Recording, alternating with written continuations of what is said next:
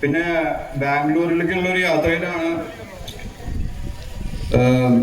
ഡാഡിനെ മിസ്സാവുന്നത്. Actually നമ്മുടെ കൂടെ ഇല്ലാന്നല്ല, നമ്മുടെ കൂടെ ഉണ്ടെന്നാണ് നമ്മൾ വിചാരിക്കുന്നത്. കാരണം മരിച്ചാൽ നമ്മൾ യൂണിവേഴ്സിലേക്ക് അലിഞ്ഞു ചേരുമല്ലോ. അപ്പോൾ എല്ലായിടത്തും ഉണ്ട് എന്നാണ് ഞാൻ മൊബൈലിനോട് പറയുന്നത്. നമ്മുടെ കൂടെ ഉണ്ട്. ഞാൻ ആംബുലൻസിൽ നിന്ന് വരുമ്പോഴും പറയും ഡാഡി കൂടെ ഉണ്ട്, നമ്മുടെ കൂടെ ഉണ്ട്.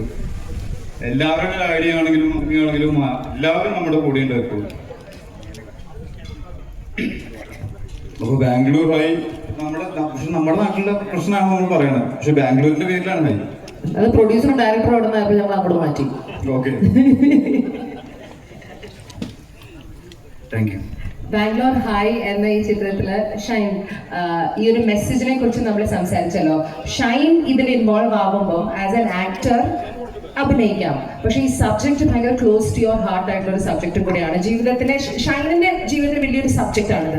അപ്പം അത് ഇത്രയും വലിയൊരു മെസ്സേജ് അത് പ്രേക്ഷകരിലേക്ക് എത്തിക്കുമ്പം ഷൈനിന് ഇതിന്റെ അപ്രോച്ച് എന്താണ്? How is this approach? Because വളരെ ഡിഫിക്കൽട്ട് ആയിട്ടുള്ള ഒരു സമയമാണ് മൊത്തത്തിൽ നോക്കുമ്പോൾ, ഇൻ ടേംസ് ഓഫ് അച്ഛൻ്റെ ഒരു അൺടൈംലി ഡെത്ത് ആയാലും ഈ സബ്ജക്റ്റ് ആയാലും എങ്ങനെയാണ് how you approaching this? What is your state mentally? അല്ല, ഞാൻ ചോദിക്കും, ഞാനൊരിക്കലും ഇത് പറയാൻ യോഗ്യനല്ല ശരിക്കും. കാരണം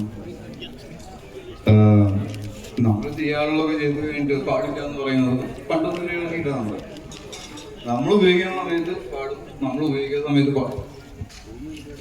അപ്പൊ വികേന്ദ്ര സാറോട് ചോദിക്കാറുണ്ട്, അത് നമ്മൾ ഞാൻ പറയാൻ പാടുള്ളൂ, എനിക്കതിനുള്ള യോഗ്യതയില്ല ശരിക്കും. പിന്നെ ഈ പടം ഇങ്ങനൊരു അവസ്ഥയിൽ ചെയ്യുന്നത് എന്ന് പറഞ്ഞു കഴിഞ്ഞാൽ ഡ്രഗ്സ് മാത്രമല്ല അഡിക്ഷൻ ജീവിതത്തിൽ കാണിച്ചിട്ട് പല പല കാര്യങ്ങളുണ്ട് അഡിക്ഷൻ. ഒന്നിലും നമ്മൾ അഡിക്റ്റ് ആവാൻ പാടില്ല എന്ന് പറയാൻ പറ്റില്ല, പക്ഷെ അഡിക്ഷൻ തന്നെയാണ് നമ്മൾ മുന്നോട്ട് നയിക്കുന്നത്. പക്ഷെ മെയിൻലി ഈ ഡ്രഗ്സ് അവിടെ പറഞ്ഞു, ഇപ്പൊ സിഗരറ്റും മദ്യം കൂട്ടുന്നില്ല. നമ്മൾ മറ്റേ ഡ്രഗ്സിന്റെ കാര്യം മെയിനായിട്ട് എടുത്തു പറയുന്നത് എന്താണെന്ന് വെച്ച് കഴിഞ്ഞാൽ, ഈ ഡ്രഗ്സ് 5 പേരിലും 5 രീതിയിലാണ് എഫക്ട് ചെയ്യുക. ഇപ്പൊ ബാബുവിനെ എഫക്ട് ചെയ്യണ പോലെ എനിക്ക് എഫക്ട് ചെയ്യുക, അതുപോലെ സിജുവിനെ എഫക്ട് ചെയ്യുക. ഇതിനെ പ്രിഡിക്റ്റ് ചെയ്യാൻ പറ്റില്ല. ചിലവർക്ക് ക്രിമിനൽ വാസന, ചിലവർ ഹാപ്പി ആയിരിക്കാം, ചിലവര് ഡിപ്രസ്ഡ് ആയിരിക്കാം. അതുകൊണ്ടാണ് ഇതിനെ നമുക്ക് പിള്ളേര് ഉപയോഗിക്കരുതെന്ന് പറയുന്നത് കൊണ്ടാണ്. കാരണം അത്രയും ചെറുപ്പത്തിൽ ഉപയോഗിച്ചു കഴിഞ്ഞാൽ, ചെറുപ്പത്തിലാണ് ഉപയോഗിച്ചു കഴിഞ്ഞാൽ അവര് പിന്നെ ജോലി ചെയ്തിട്ടുള്ള ഹൈന് വേണ്ടി നിൽക്കില്ല. അവർ വിചാരിക്കും ഈ ഹൈ മതി, ഇൻസ്റ്റന്റ് ആക്സസ്, ക്വിക്ക് ഹൈ.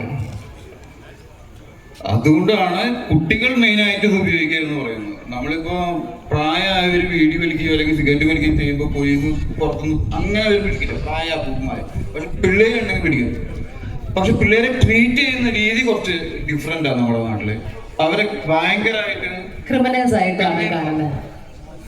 ഇപ്പോ എനിക്ക് 42, ഞാൻ കുട്ടിയല്ല. നമുക്ക് കിട്ടുന്ന അവസരം പോലും ഇപ്പൊ ചെറിയൊരു, ഞാൻ ഉദാഹരണം പറയാം, ചെറിയൊരു ജോയിന്റ് പിടിക്കുന്ന ഒരു കൊച്ചിനെ ഭയങ്കര ഒരു ക്രൈം ചെയ്ത പോലെ ക്രിമിനലായിട്ടാണ് ട്രീറ്റ് ചെയ്യുന്നത്. അത് ചെയ്യാൻ പാടില്ല. നമ്മൾ പറഞ്ഞു മനസ്സിലാവില്ല. Correction facilities. അപ്പൊ ഇതൊക്കെ മൂവി സ്വാധീനിക്കുന്നു പറയും. മൂവി ആക്ടേഴ്സിന്റെ ജീവിതം കൂടുതൽ സ്വാധീനിക്കും. അപ്പൊ ഒരു മൂവി അതങ്ങനെ വരുന്ന സമയത്ത് അത് കൂടുതൽ യുവാക്കളിൽ സ്വാധീനിക്കും എന്നാണ് ഞാൻ വിചാരിക്കുന്നത്.